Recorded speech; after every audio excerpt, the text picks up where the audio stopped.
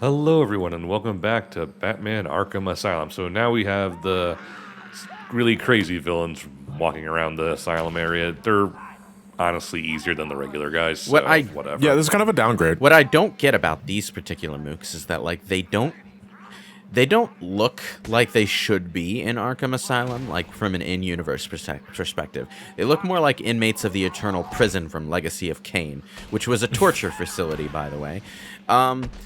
So like, yeah, I'm not really sure what the concept designers were thinking with these guys, other than let's make a cool and scary mook for a video game and not really think about how it fits in with the universe because it's Batman. Who cares? I think it's literally just Arkham Asylum is the house for the criminally insane. These are about as criminally insane as you can get. That's not, yeah, but that's not what criminally insane is.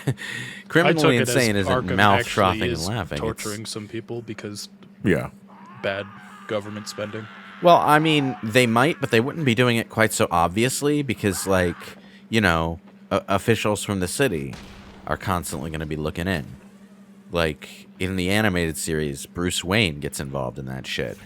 And, you know, like, they couldn't, like, Sorry. Gesundheit. Was a lunatic would just burst through his window. They found me! they couldn't get away with having one abusive prison warden for very long, let alone this nonsense. But, you know.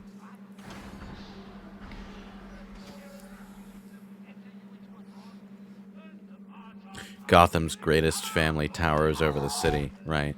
This is like the one time that one of the riddles has to do with something in the skyline rather than something in the prison. Yeah. But it's like the poster child for riddles in this game that would make Edward Nigma like legitimately angry that someone attributed them to him if he were to play this game himself. Because it's like, it's so obvious. Look for Wayne Tower. Take a picture of Wayne Tower. I are smirt. I also always conflate that riddle with another riddle in Arkham City as well, because I swear to Christ, there is a riddle that involves scanning Wayne Enterprises in City, and there's not. It's this game that I'm thinking about. There is one in City where you need to scan Arkham Island, and that Yeah. one actually gave me some trouble because I did not recognize the island in the distance as Arkham Island. Yeah, it's so low poly. yeah. It's very low poly and low res. It's low poly, and at least in the Steam release, there's so much post-processing that it's like blurry a bit. It doesn't. Yeah. You can't really tell. You can what's fly on to the it though. island. Like if you do the flight glitch with the freeze grenades, you can fly to it, and it's hilarious. Ah. Like it's very tiny. Like Batman's like half the size of the island. Didn't expect that. Yeah, it's like this is the alternate ending where Batman actually let the Titan formula go through. Perspective. Yeah, Thank you, Adam, or whoever it is, Adam Smasher. yeah, I don't know. Oh yeah, no, Ray Palmer. Okay, I get what you mean. Big DC Ant-Man. Yeah, yeah. I like how Arkham Asylum has two clock towers right next to each other. Like, you know. Yeah, so the people in the other building can just look outside. One for Eastern, one for Central Time. Well, you know, Get fucked Pacific. there's a simpler solution to that, and that's just to have one clock tower with a clock on both sides. But, you know. One is set to microwave time, the other is set to oven time. Always a minute apart because you fucked up. Okay, so we're in the botanical gardens now, dealing with poison ivy, right? Oh my god, I never thought to do that. It works. I didn't kill them. The electrical fence did. It's honestly safer than trying to fight them head on that close to an electrical fence, because like you don't have complete control over your movement while you're doing combos, and Batman's a weighty motherfucker, so chances are you'll hit that fence by accident if you try to fight normally. Oh, the Mad Hatter, that's right. You know, one of these days, Batman, I'm gonna wait for you to headbutt something and go, ow, fuck, ow, that hurt, shit. And it doesn't actually take the mook down. Oh, I love this trick. You take someone 'cause they have down. the collars, yeah. You take someone down, and then you put some electric gel, explosive gel, like right by them. You take I wouldn't some. mind electric gel. You take someone else down while you're waiting. Never mind, they saw me. Somehow. Curses. I think one of them just fell down the stairs. I like how easily they lose you if you just swing around the gargoyles like a madman. Yeah. Logic goes right out the window. If you knock them off the stairs, they will count as knocked out. Oh, are you gonna be able to? Oh, you're not gonna be able to get anyone with that explosive gel, are you? Unfortunately.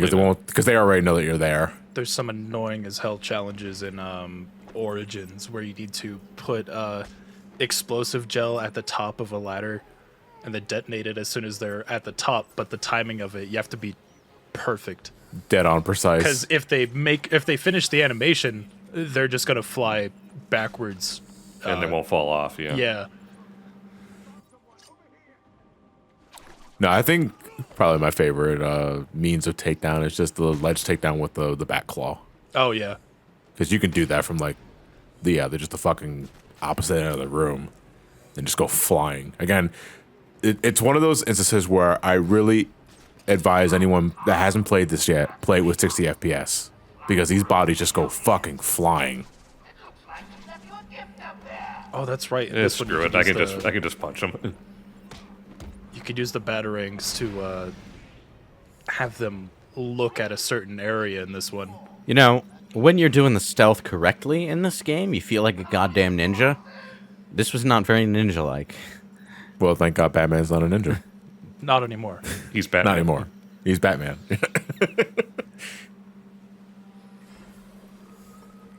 I forget. Did they have the Sonic batarang in this one, or was that new? Yes, to the it's in city? this game. Okay, Yeah, it's in this game. Because the Joker collars are a thing in this. that's right. Trophy. Do you think at certain points, like when Batman's gliding, he will just flap his cape like wings? Just to be like overly theatrical. And when he does that, do you think he makes like noises when he's I flying? see Maybe you. in his early days. I see you fall into the dark side and are using detective mode exclusively again. Oh, for Botanical Gardens, I feel you need to. It's too hard to see where things are. Yeah. I mean, it's not a particularly open section, so I'm not really sure you need to.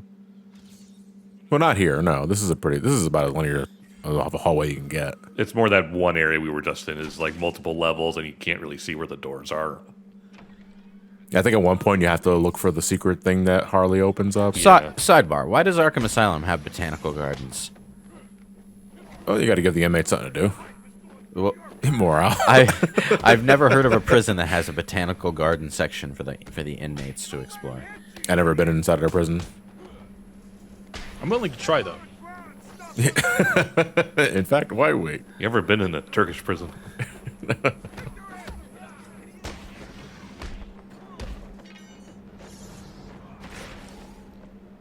The throw. There, I used it. Yeah. Do it again. No, it's kind of bad. Come on, it's right there. No. Prompts. It's right there. Don't it's right wanna. there. Come on. Boop. Come on. Oh. You sit in the Think about what you've Yeah, I was done. gonna say, you sit in the corner and think about what you've done. Well, kind of cozy. Quick, first tape. Hold on, I gotta listen to my cassettes. You want to listen with me? You have two first names. Arkham Janitor. No, it's Carl Todd. I eat punks like these for breakfast. You eat punks for breakfast? That is such a laughably not Batman-like line that I knew you eat people.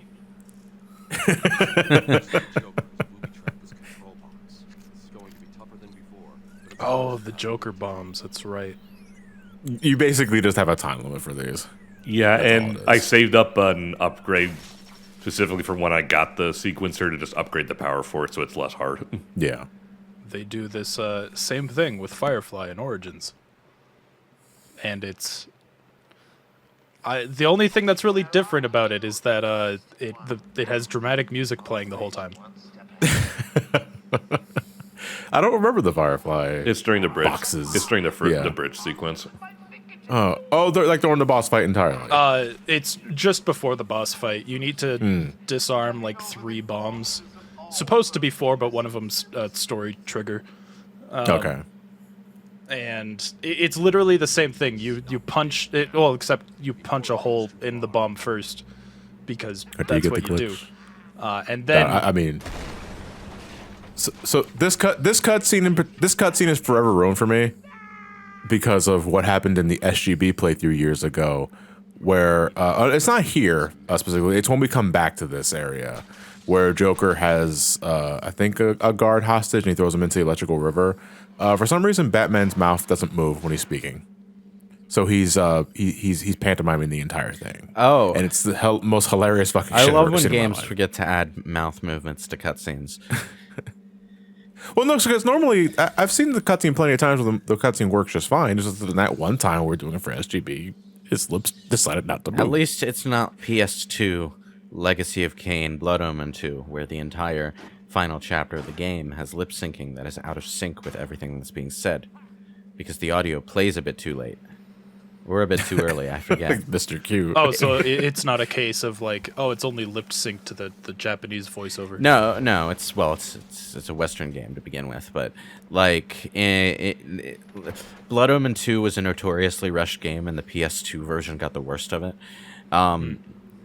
Like the entire last chapter, all of the cutscene dialogue is out of sync with the cutscene, and it's like. That would drive me fucking insane. It did drive me fucking insane. Thankfully, it doesn't happen on the PC version or the GameCube version or Xbox version, as far as I know. But the PS2 version, oh boy. It's a shame, too, because it's such a fun game, but it's buggy as shit. What is the best version? GameCube? It would be GameCube or Xbox as far as the console versions go. Okay, so really just not PS2. Just not... It isn't kind of the thing. Yeah, any multi-platform release of that era, you are better off, more often than not, going for GameCube or Xbox version. Xbox version I would recommend, like, if you have the option, because the Xbox, as far as those consoles go, I think the Xbox was the only one with an affordable, high resolution, relatively widescreen output. I mean, you could maybe get that on GameCube, I think, but it would cost a couple $100 to get the cables you need for it. So, I mean, all 3 consoles had component output, but whether or not they took full advantage of that, I think, is another argument. well, component output is one thing, but the Xbox often had... Whoop, sorry. I didn't mean to start playing the Home Depot music. To be fair, I didn't hear it. The Xbox often had... Oh, I remember this room. The Xbox often had, like, legitimate, like, widescreen progressive scan.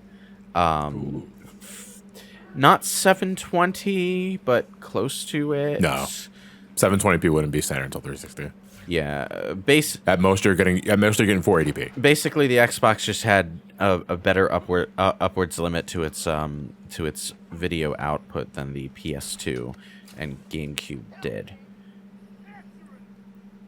So, like, it's the only one of those consoles that can almost consistently output games that look nice on an HD screen.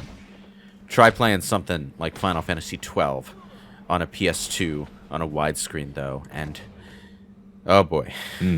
I sure as shit can't see anything. Let me put it this way: I am glad that game got a remaster because it just does not work on. Well, you don't like brown? What? My issue with original release 12 is that everything was very muddy looking. Yeah, by PS2 standards, it had a very low resolution output. You try playing Final Fantasy X and Final Fantasy XII off of PS2 on the same television, you'll see what I mean. It's very ugly looking. And that's before you start talking about stuff like Vaughn's painted on abs. Ugh. Well, everyone's got air spray abs. Just the Strong Bed Aber 2000, where it's just a Sharpie.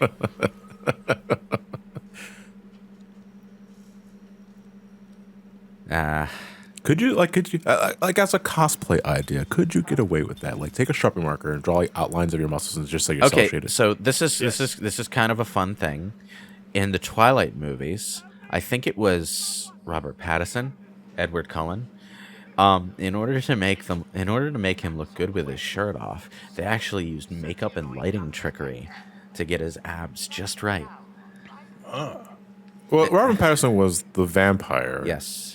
Who was the werewolf? Because I thought they did that with the werewolf guy too. I don't remember who played the guy from Jacob. Shark Boy and Lava Girl. I don't remember his name. The only thing I remember about the guy who played Jacob is that he was like strangely not a Native American actor, even though he was supposed to be. Well, that's nothing new. They do that shit all the time. Well, yeah, but it's especially weird when like the other characters who are connected to him were played by Native Americans.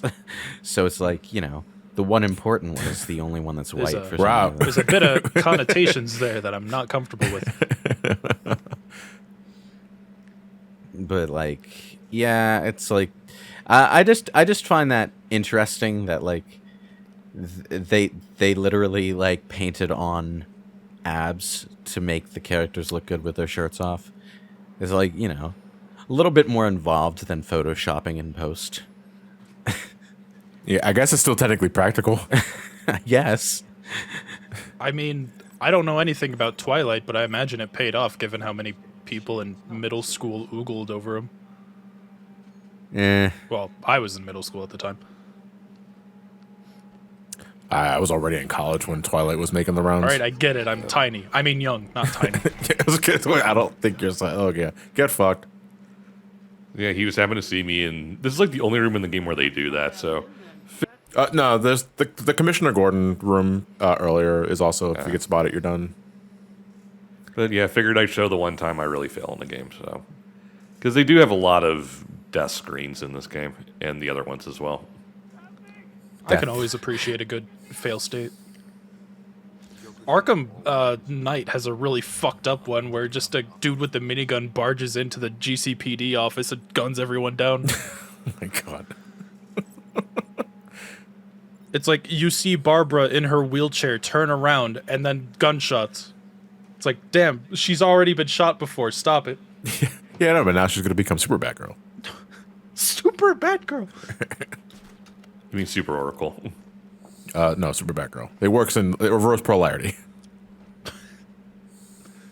Every time I get shot, I switch between them. Pretty much. It's kind of like a Shazam, but instead of lightning bolts, it's a fucking bullet. It's a bullet. One of the things that kind of makes Arkham Asylum stick out in the series, in a good way, I mean, is like, because Arkham Asylum is the setting, and because Arkham Asylum is so, balls to the wall insane, they do a pretty good job of making like unique areas that pop in your memory, like the Botanical Gardens area. Do you see any places like this in Arkham City or Night? Not really, no. Not quite this unique, no. A lot of Arkham City blends together at Origins too. It's kind of like, because the settings of those areas are like cities, and they have to be real city places,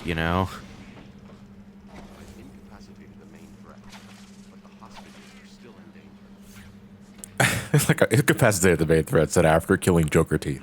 Yeah. But I guess I should do something about those hostages. It's a bold choice. Where'd man. the guy go? he fell off, I guess. Damn, you fell He off. just melted to the floor. He was secretly For a Argonato. moment, I thought Batman had knocked... Oh, he fell off the ledge and fell down there. Yeah. Okay. But he was kind of nowhere near that son of a bitch. Yeah, I don't know how he got there. Dude just teleported. At least it's not that one unfortunate shopkeeper in Skyrim yesterday. Okay, so I walked... I rested at the inn, and then I walked out the front door, and it was like exactly 7 a.m. in the morning, so everyone was on their way to their scheduled locations for the day. And then I'm walking through Whiterun, and I just hear someone cry out in pain, and I turn, and I see this guy who's ragdolling in like one of the waterfall fountain areas off to the side by one of the staircases, and he's dead. Because he spawned in on top of a ledge, and his pathfinding spilled him over the ledge, and the game just killed him with the physics. Ah.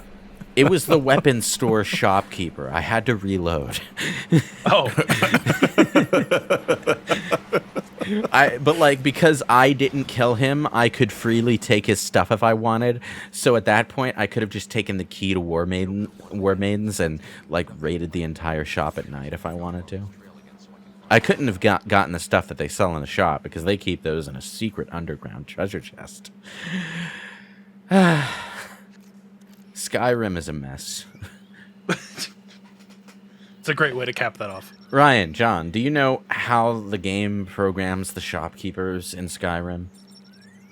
Because this is No, but I feel like you gotta tell me anyway. this is beautiful game design. Okay, every shopkeeper is connected to a hidden treasure chest object, like deep underground. Like you can only reach it if you like glitch the game or hack the game. And the Right. treasure chest restocks every couple of days, but like all of their stuff is kept in a treasure chest underground. It's not kept on their person. It's not kept in any like location that you can physically get to. It's just in an unreachable treasure chest. And why? Oh, that was a fun cutscene. I remember laughing out loud when the Joker did that. Oh no, the 5G! How it feels to chew 5 gum. Ooh. That probably feels good.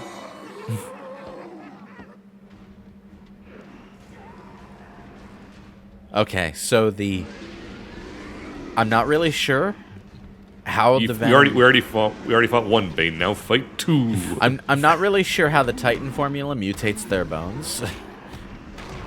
Muscles, Just sort of but- does. It's just science, dude. No, it's not. Comic book science. It's comic book science. No, it's not. Shut up. Oh god, they look like New 52 Doomsday. A little bit, yeah.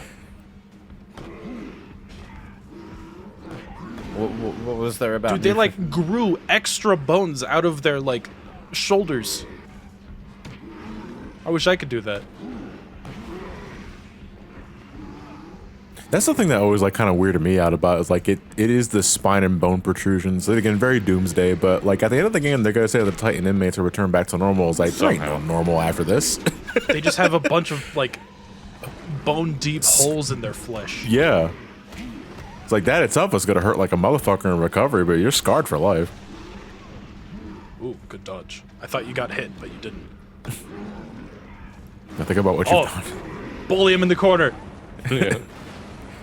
No, I'm not. I unfortunately don't have a crouching kick. The idea of someone unmutating after a transformation like this is fraught with disgusting realities if you think about it too much. Because, like, Yeah. Well, I mean, what's the entire point of this commentary channel? Thinking about it too it's much. not just their muscles bulking up rapidly, it's their skin stretching taut. And their bones have grown, and bones don't just shrink, you know? They're not exactly flexible. They're not exactly flexible biological material here. So it's just like when you try to think about, don't try to think about what actually has to happen for these guys to get back to normal. I mean, It's if we like- want to talk about specifics, they need a ton of nutrients to even build up that body mass. Therefore, I always like to start think like eating any bodies. case where there's sort of like muscle juice that's being injected, that the juice is supplying those nutrients because it's like super packed with that shit. The problem is maintaining it afterwards. The problem, I hear that about exercise a lot. Yeah, it's true. the problem is that, like, for any pop culture mutation, you pretty much have to take the law of conservation of mass and flush it down the toilet. Because, like when the mutation starts, all this mass is just materializing out of nothing, and then when the mutation is undone, it all just disappears into hammer space. But first, Space? It's the place where anime women pull their mallets out when they want to bash some pervert in the head. Ah, fascinating. You You need can something to get us over Ravine, but we'll get it next time. You can tell I'm a 2007 YouTuber. Yeah. Specifically, Hammerspace can only be used by anime women. For men, it's the interdimensional matter transporter. That's boring. I want hammer space.